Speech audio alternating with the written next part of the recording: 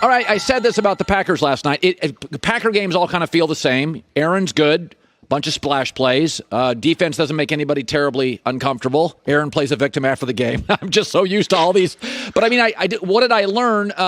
Detroit outgained them. Detroit averaged more per play. I guess my takeaway was I still don't know if this team can face physical NFL teams.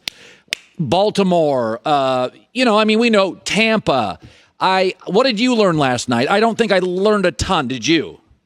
You served it up perfectly because, Colin, guess who they have week 3 when I'll really know? San Francisco 49ers, maybe the toughest, strongest, most hard-hitting team in the entire league in the trenches. Here's what I said. After the game, Rodgers says that there was some trolls, and I think he was talking to a few of us in the sports media saying that we overreacted after week 1. 38-3, there's no reaction that is over any. I mean, 38-3 is a real reason for concern, and yet I do have some concerns after last night. Let me give you one example. A defense that let Jared Goff walk up and down the field the first half of the game. Yep. And to go one level further with it, they were down 17-14. Goff was throwing with ease. Jameis Winston did the same. Joe Barry, the new defensive coordinator of the Packers, he was Jared Goff's assistant head coach with the Rams for the past 4 years. If there's anybody in the league who knows the inside and outs on the strengths and weaknesses of Jared Goff and what you need to do to make him uncomfortable, it's the defensive coordinator of the Packers. And even with that knowledge, Goff was just lights out that first half. And they didn't have the horses at the end to keep up in this game. And you wake up, you say 18-point game, they blew them out, they covered the spread, everything. I don't know. They've got the Niners and the Steelers coming up, who are two hard-hitting teams. Yeah. Let's see how this Packers team does. And I don't think there was any overreaction to 38-3. By the way, I don't know how much of the country saw it because Seattle led comfortably, and most of us were zoned in on the Chargers game and the Cowboy game. But here come the Titans roaring back. And after that disappointing loss, kind of an ugly home loss to Arizona, I'm a Seattle kid. I'm a Russell Wilson fanboy, and I kind of watched it marginally because I thought the game was over. So what do you take from the Titans storming back, Pete Carroll's first ever opening week home loss in Seattle? What do you make of it?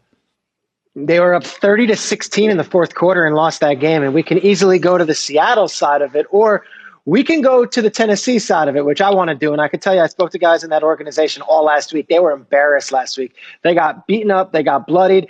And they took it on the nose. And you saw Taylor Lewan tweeted out that he knows what happened there with Chandler Jones. But I can tell you that Derrick Henry, who is not a vocal guy, was a vocal leader throughout the week and was stressing to the team that we can't lose this game.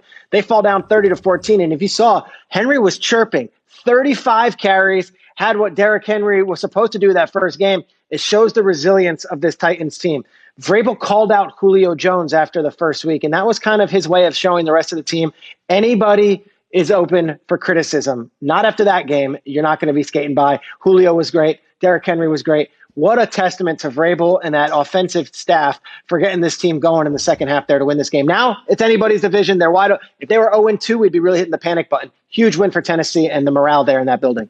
I was saying earlier, Brady, between his longevity, his international commercials, his international wife, he's the ninth wonder of the world. He's the first NFL player I see as almost international. Maybe not as big as Ronaldo, but I mean, Favre and Peyton Manning were wildly middle America popular. Wranglers, Oreos, Subway sandwiches. Like, I get it.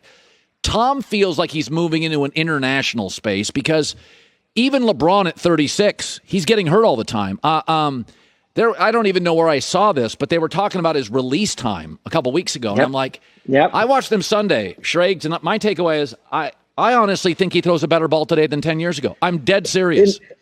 Collinsworth aligns with you. That was his comment, and I can't argue. It looks like he's better now than he was at 25. It's incredible. He got zip on the ball, and there was a couple passes in that game. There was one that was the perfect throw to Chris Godwin, where it could go nowhere else, where he threw it for a touchdown. Godwin catches it, and Godwin's like this, which is an NBA thing. Like, just get it up to me high. I'm going to dunk on him. And then the fade pass to Evans is perfect. The shot to Gronk is great.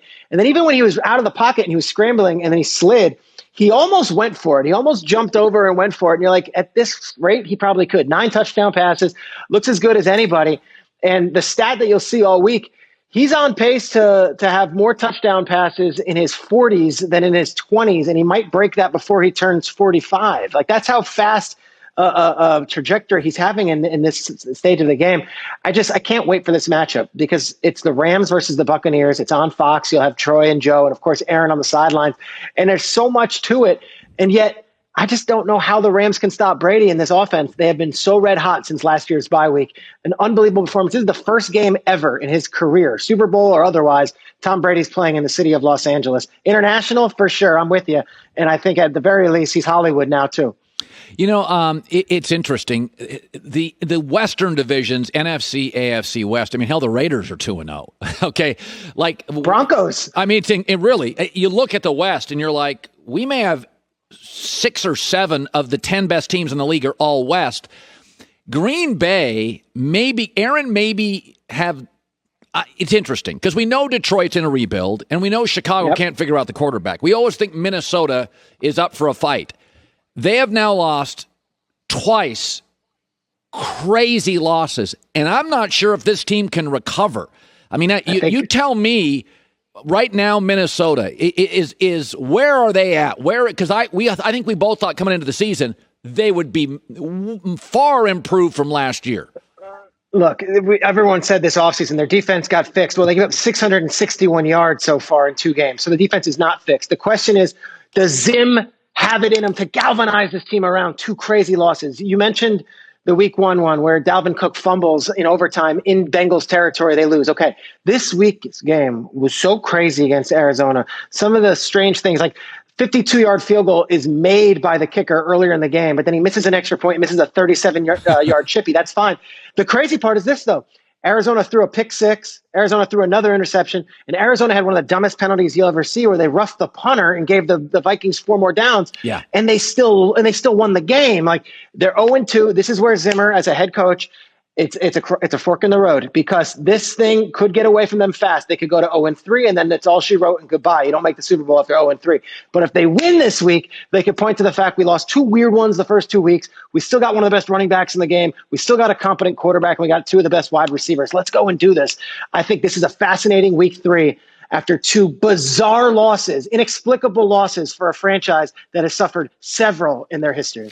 By the way, check out Schrager's weekly cheat sheet. You got to check this out. Fox Sports app. It's called the Cheat Sheet. Insider info, players to watch, pop culture. He is the most employed man in America today. You're like The Rock. You could run for office right now. Yeah. It's Peter Schrager, Cheat Sheet, Fox Sports app. Good seeing you, buddy. Colin, you're the best. Thanks for having me on. Joy, keep on kicking butt. All right, good stuff. By the way, I didn't have time for this. Do you know he met George Clooney this week? Hi, everybody. Thanks for watching. Subscribe here to get the latest from the show. Also, be sure to check out more of the best clips from The Herd or go watch a few segments from other shows on FS1.